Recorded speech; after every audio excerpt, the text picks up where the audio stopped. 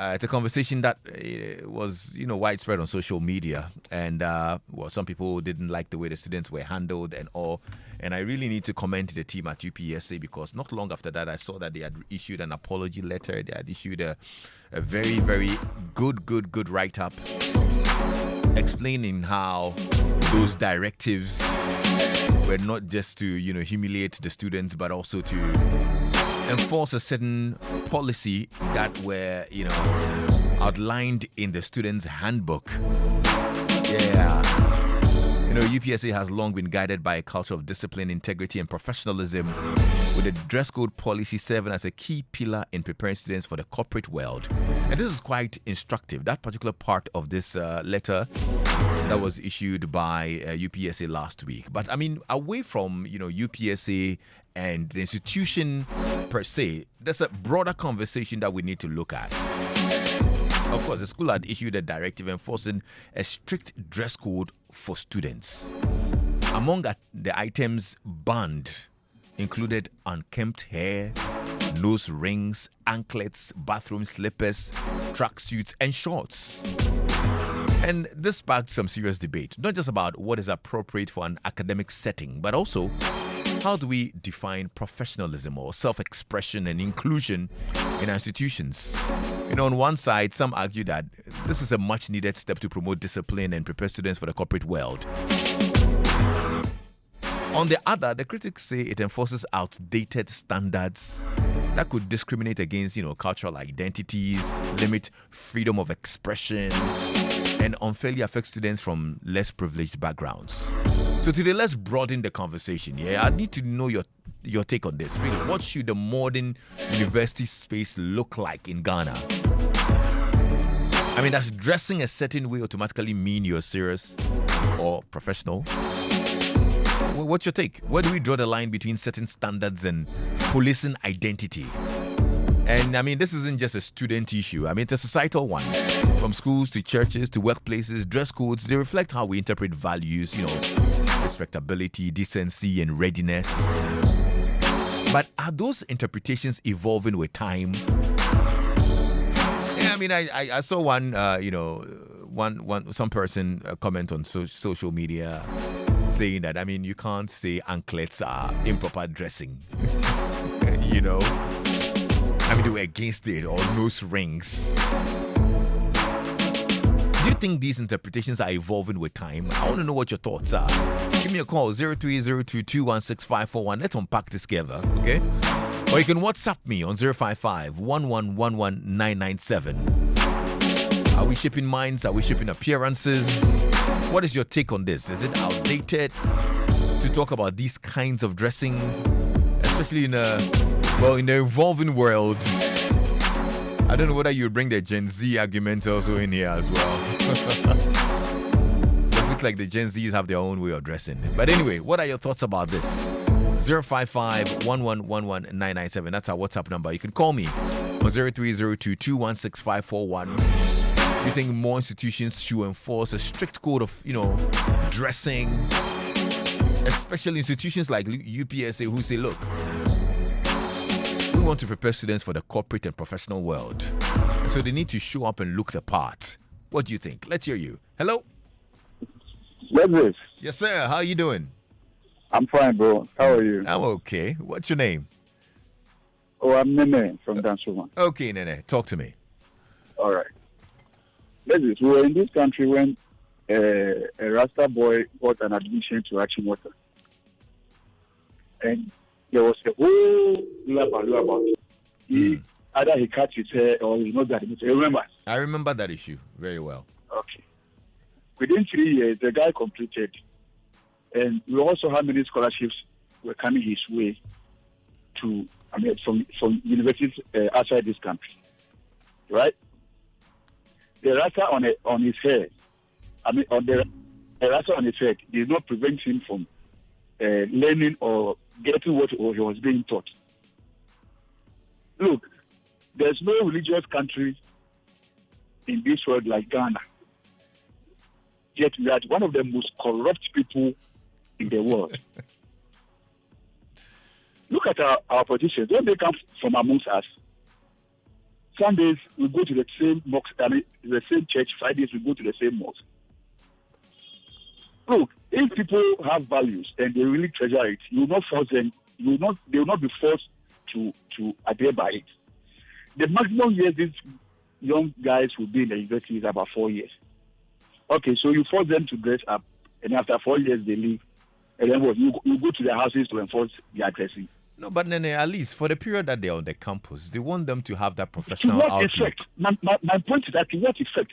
Look, people who are most of these our politicians today attended religious schools. I don't know how is it religious schools we call them? The mission schools. That's what you mean. Thank you. The mission schools by Presbyterians and Catholics and they attended those secondary schools. These are the products we are having today in our politics, in our corporate world. Lexis, look, at my age, there are certain things what I'm doing today. My subconsciousness fits me because of the way I was brought up. Not because somebody forces me, but the way I was brought up as a kid, right from when I was growing up. So those values are in me already. At this my age, if you want to force me to do something, if I go to university today, then you are forcing me to wear something that I don't feel comfortable with, or I feel like you are controlling me. I'll just do it to please you. Okay. Interesting, Nene. Thank you so much for your thoughts on this. All right. Let's hear you as well. Hello? I hope you're doing well. I'm well, thank you, Joe. Let's hear you. Yeah, whoever is saying that after school they will go and do Western outside, that's none of the business of the school authority. But the school authorities are making sure that once you are here, you are under control. And we don't want indiscipline to be in this school. You know, when they start from JSS, their life is different. When we reach SS, they go a little bit higher. Then at the tertiary level, it's worse. I mean, if you look at some of the dresses you see in our premium universities, especially the one like Legon and KNUST, I mean, the private ones are a bit better.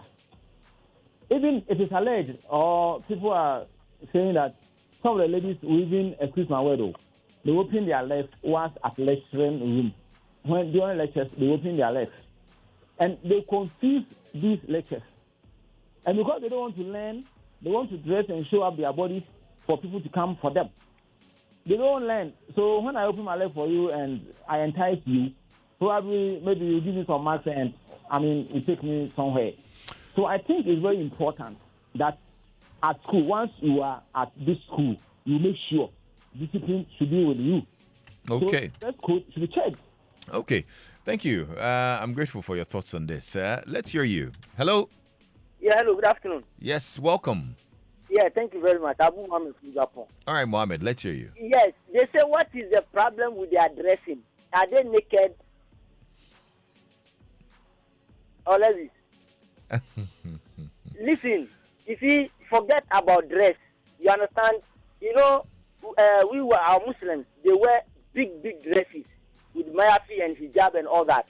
That dress also has lost its respect. Not because, don't judge the person by his dressing. Most of our ladies wear that dress and they go and do wrong things instead of them to protect and respect themselves. That dress has got no respect anymore. So it's not about the dressing. It's about the orientation. So why do you have to punish people for? You see, there are certain dresses for ladies. It is their dress. Allow them to do. But Mohammed, yes, you know, you say orientation, but your dressing is part of your orientation as well. And some of the schools say that, look, they are trying to prepare students for the corporate world. The corporate world has a certain kind of outlook, and that's what they're encouraging students to keep doing. Isn't that okay? Lexis, you see, I just come from an interview. I wrote an exam, I passed and all that. When I was going to the interview, I dressed very well. And many of the colleagues who came, they dressed nice. And they came there. And these same people also went to say, you see, sometimes you don't understand. Why do you want to judge person by the dressing? We were here when some Rasta men were denied admission at school. Court forced them. Look at the performance of that guy. Okay. All right, Mohammed, we'll leave it there. Thank you. Very interesting thoughts here. I'd love to know what you also think. Yeah, 0302216541, and you can call me or send me a WhatsApp message on 055-1111997. Gabi in Ho says the outright strict dress code in these days and time is not worth it. But hey, they must just enforce decency. Certain dresses depict one as a rogue. Okay. Hello? Hello, Lexis. Yes, how are you? I'm fine. Okay, all right. What's your name? This is Mauli from Egiso. All right, Mauli, can you turn on the volume on your set or move away from it for me, okay?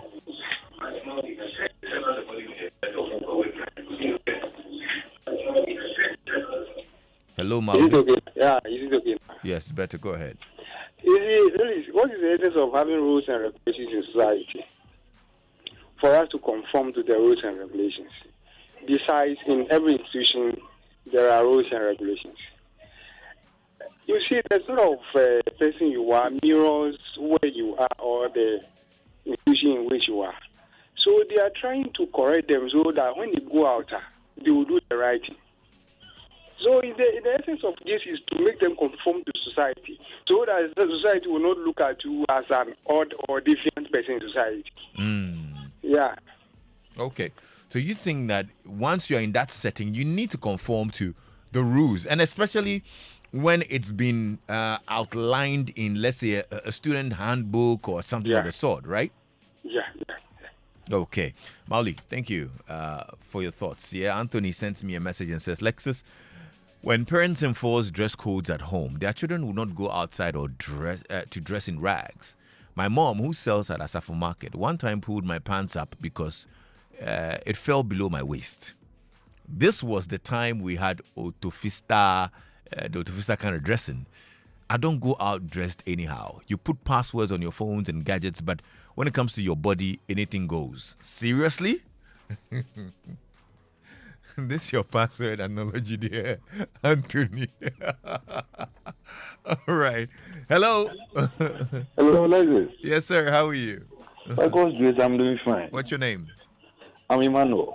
Emma, let's hear you. Yeah. There is a saying that the way you dress brings about how people address it. And so I'm of the view that as much as possible, in our formative ways, we need to stick by the rules of wherever we find ourselves. If we don't go by what we want, what we demand, the situation will get off hands. And I think as a growing society, there is a need for us to have a common way of doing things. Let's get our people dressed well, and that will bring how we will address them. Thank you very much. Thank you very much for your thoughts on this. I appreciate it. All right. 0302216541. What do you also think? Very, very interesting thoughts here. This one here. Hello. Hello. Hi. How are you? Good. Yes. What's your name? I'm okay. Thank you. What's your name? Bernard. Okay, Bernard. Let's hear you. Right. I think dressing that we are experiencing nowadays, with this Uber that we drive, Lexis is marvelous. I mean, sometimes you Really? girls lecturers and they see their work, you ask yourself, so, I mean, if the lecturer is not mentally strong, how would you stand it? Because the breast is showing, the thighs are showing, everything is, so bad sometimes. So bad. And for me, I have a problem with that because you identify a policeman by the dress. You identify the people, foreigners by their dress. So if you are not, if you any bad lifestyle, why would you dress that way? Because excuse my language, the person is wearing that on the street. and you are wearing that the lecture hall, or you are bringing that to church, who should I call you? Because I go on the street to see the ladies who, they claim that this is the way I do. It's just that you think that you are going to lecture, you claim you live a decent life. Why are you thinking that way? They just have to be, you have to have value for yourself. Okay. So you are also sharing your experience as a driver who's been driving the students. Yeah, it's horrible. If you have to be mentally tough. Overcome some of the things you see. It's some way. But you take them from the school, you take them to the school. It's something else. Okay. Anyway, interesting, man. Thank you so much for sharing your thoughts. Yeah. All right. And you see, that's why I said that this conversation is actually even broader than the school. It goes beyond the school, you know? And it's complaining that sometimes things that he sees, he has a problem with it. Okay. 0302216541. Yana in Connect says, I remember when the story first broke, I had an issue with the description of the story. I don't know if that's the same word the school used, but most online stories captioned it as indecent dressing. Meanwhile, the proper term should be improper dressing. Indecent seemed to suggest scantily or sexually provocative. But when I saw the pics, what some were wearing was far from that. Then my opinion, though I support the school's aim, this is a tertiary institution. They can't dictate how people dress. How is someone wearing a hoodie, jeans, or slippers going to affect their education? They should go about it in another way or be more flexible. Okay, hello? Yeah, hello, Lexis. Yes, sir. Welcome. What's your name? Yeah, this is Kofi Ntefo, Spinton. Your name is? Kofi Ntefo. All right, Kofi. Yeah, I think it's a very interesting conversation. And for me, I think the university is doing the right thing wrongly. Because really, these guys have formed their attitudes and behavior already. And so coming out with strict regulations to say, don't dress this way, don't keep a long hair, we are sucking out of class and all of that, it's too late in the day. I would suggest that the university should probably look at how to start discussing certain things with the students regarding how they dress and prepare for the next world ahead of them. Okay, Kofi. Yeah. Okay, so here's the thing. I don't think the function of the university at this point is socialization, okay? This is my thought, right?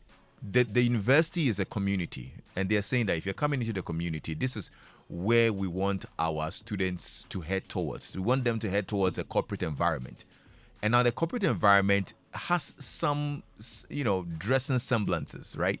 And so we want you to be in that, how should I put it? You want you to dress like that. It's like a preparation for the corporate world. So this is what we want to portray.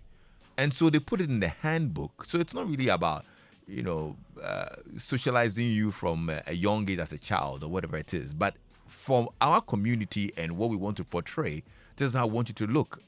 How is that a problem? Rightly so. But the point is that the university is a university, like they say. So how are the teachers going to dress? How are the nurses going to be dressed in the school over there? Are those in the law school going to wear that thing on their head? Is that the point? No. I understand that, but don't forget, the university is also part of the social system that must also help the socialization of these ones. Right. What they are doing is good, like I said, but I think it's too late in the day. And two, they are doing it wrongly because they shouldn't be coerced.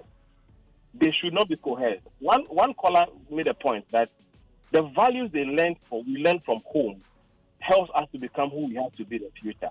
Let's begin to discuss with these kids in school, maybe as part of the lecture period. You take the first 5 minutes to talk to them that, listen, in this class, you want to be marketing professionals in a marketing department. This is how you are supposed to dress. Over time, they will see the need to fit in. But to say you are wearing long hair and you want to cut their hair, get out of class, for me, I think it's a bit rude. And hey, Lexis, look at it. Where you sit as a Lexis, successful. If you wear briefs, is it wrong?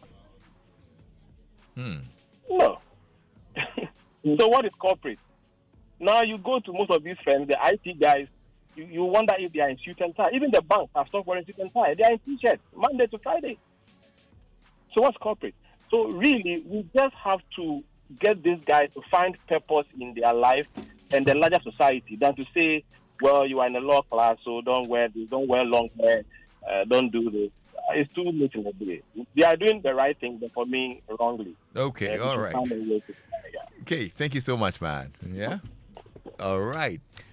0302216541. I'm loving the very, divergent views and opinions on this very sensitive topic as well. Yeah? All right. I think we've got a friend here. Hello. Hello. Good evening, Yes. Lexis. Good evening. What's your name, sir? Alhaji, and I'm calling from Somanya. Okay, Alhaji. Let's hear you. Okay. Okay, like you were saying, in the universities, we have something we call dressing to kill. We dress either to attract men or girls. You see, and it is part of going to school. Because on campus, at least, whilst on campus studying, you have to look for your partner, at least so that in the future, when you finish or get some job to do, you get married. And so we do those things to attract people here and there. Alhaji. However, yes, sir.